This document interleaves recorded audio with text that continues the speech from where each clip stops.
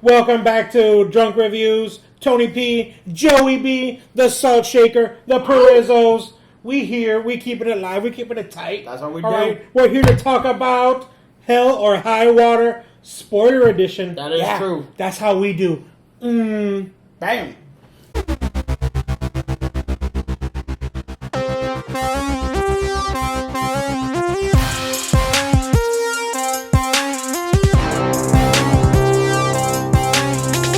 Alright, man, so the first thing I want to talk about is holy fucking shit, that movie was the shit. Yep. God damn it, it was so fucking cool. And you know, like, with the screener that I saw at the Draft House, it had like a Q&A at the end of the movie, and the guy who wrote this film was talking about how this is my love letter to Texas, you know what I mean?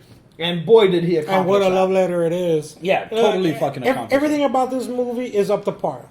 The people who come out, the casting, the dialogue, the even the actors interacting with one another. Exactly, Holy just shit. the guys off on the side, just like with 2 or 3 lines, bringing their A game to this shit. Yeah, I mean, this okay. I talk about Jeff Bridges, Gil Birmingham.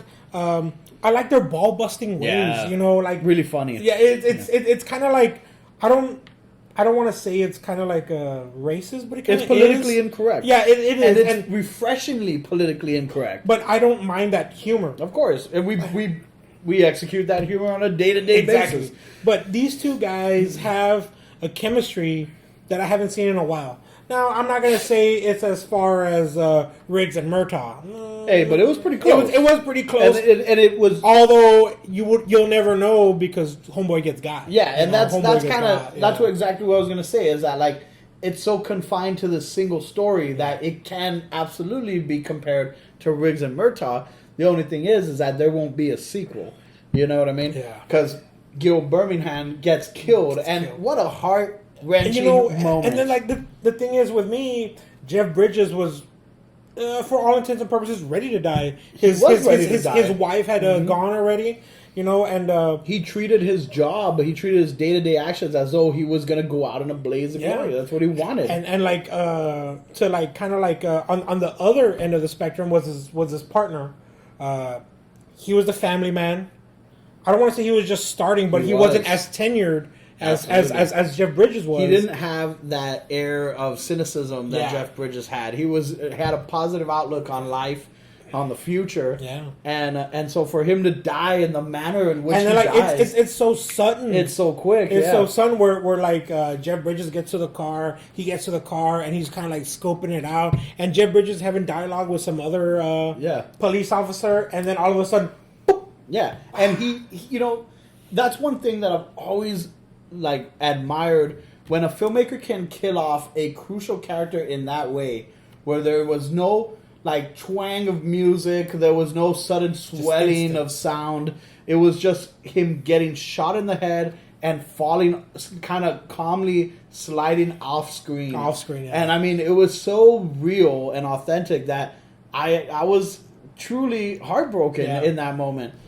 And this is the one guy, even though like the other two brothers, we'll get into that in a few minutes right now, but the two brothers were kind of like, I don't want to say suicidal, but they were ready to end it. Yeah. You know, Jeff Bridges too, but this was the one guy who couldn't wait to go back home to his family. That's right. You know, and like he talks about it in the movie. He talks about it all the time. He talks about it. I can't wait to go back. Blah blah blah. Like, can't wait to get away from Jeff Bridges, who's just negative, and he doesn't want to be and near then, that. And then he gets got, and you're just like, what? Like, it's really sad. But it happens, you know. It happens. And that's kind of like earlier when I was talking about how the first half of the movie, the tone of the movie is very kind of light and funny, and you're laughing at both of them, both partners. You're laughing, and then Chris Pines and Ben Foster, their characters graduate to murder. Yeah.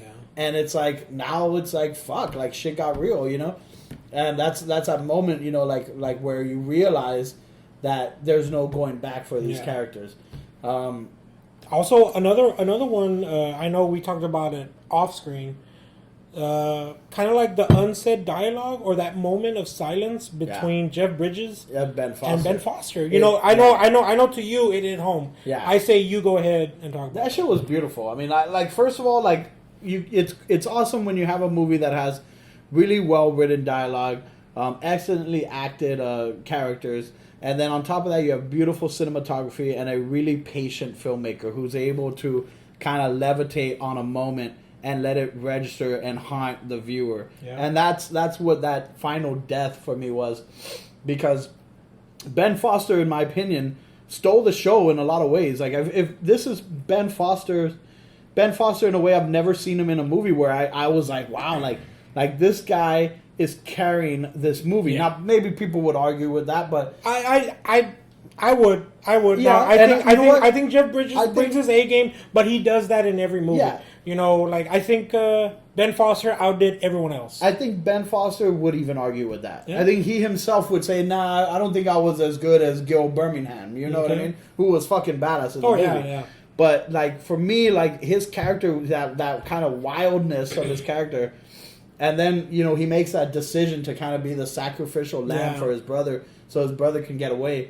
And then in that moment when Jeff Bridges kills him, and he kills him with a rifle. Some civilian's yeah, rifle, so right? a civilian's Civilian's rifle, a Texan. Texas, obviously. Yeah, a Texan who has a rifle in his truck, gives it to him so that he can take out this madman. Well, let's go back because the civilian wanted to take the He shot. wanted to take the shot. Civilian wanted He's to like, like, no, so- this is my rifle. It kind of goes back to that humor of Yeah. the movie, you know, like, and people will think it's funny, but it's also very Texas, you know But, what I mean? like, it's also very intimate because Yeah. like he knows that guy just shot his partner dead. Yeah. and like it was clear cut right in the forehead. So homeboy gone. Yeah, you know he's dead. Now he gets some local.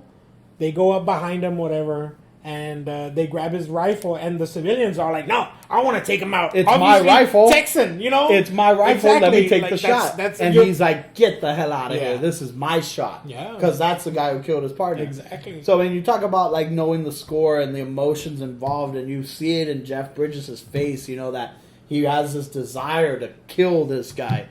So there is that unspoken Yeah. kind of like tension between the two, even though they're this great distance between the two characters. They never meet face to face, and they never share any lines of dialogue. No, they don't. But they do share that intimate moment when Jeff Bridges kills him, and that final shot of him hunched over a rock with a rattlesnake by his boots And on a a rifle at Texas his hill. feet, yeah. It was beautiful, man. Yeah. Like, and that's not even the best part of the movie. you're right. That is not the You best know, part of the movie. best part is like when a director or a writer can convey a certain like message, or in this case, obviously Chris Pine survives and Jeff Bridges survives, but they obviously know they were involved, and the brother killed his partner and he killed his brother. So there's kind of like There's some unspoken animosity, yeah, for sure. And I like that at the very end. There's a conversation between these two about face killing to one. face. Yeah, a face-to-face conversation between the two about them killing each other. Yeah. But like they never say killing. Yeah, it's It's so it's clever. all Go ahead, implied. go ahead. It's just the dialogue was so well written, and it's so clever because these two characters are being very careful. Not Jeff Bridges because he's a righteous Texas Ranger, but Chris Pine's character is being very careful not to implicate himself Yeah. in any involvement in Because what like took place. from right now, the only one like they know there was two robbers, but they know one of them was the brother. The other Yeah. one they don't know what Yeah, it is. they- They suspect it was the brother, but they don't know it. They don't have any proof. Yeah. The brother doesn't have any priors. He's never been in trouble with the law. Yeah. Jeff Bridges can't prove it, but he knows It was him. that it was him. Yeah. And so he visits him at his farm that he's now saved from being foreclosed on. And they have a conversation. And Jeff Bridges is essentially telling him, like, I'm going to kill you one day. And he's telling, Chris Pine is responding, like, I'll be ready for you when you do come to kill me. And it was fucking beautiful. It was tense. It was intense. And there was no shots being fired. There was no shouting. There was no shouting. No it was one- just two gentlemen having a nice conversation on a beautiful, sunny afternoon in Texas. Yeah. It was fucking, like, it was just really well done, man. It was a great movie. It's a great movie. Once again, 5 from me. Hell or High Water is definitely an instant classic. Without a doubt. This is a movie that I think we'll probably be talking about in 10 years, breaking down, analyzing, and just kind of like really studying the character study that it is.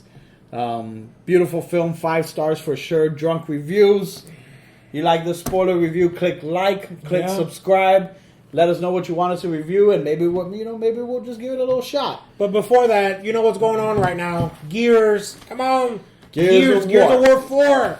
Hit me up, the Perizzos. We should start reviewing video games too, like BioShock Infinite. Ooh, that's an idea. Check us out. Like, subscribe. Peace.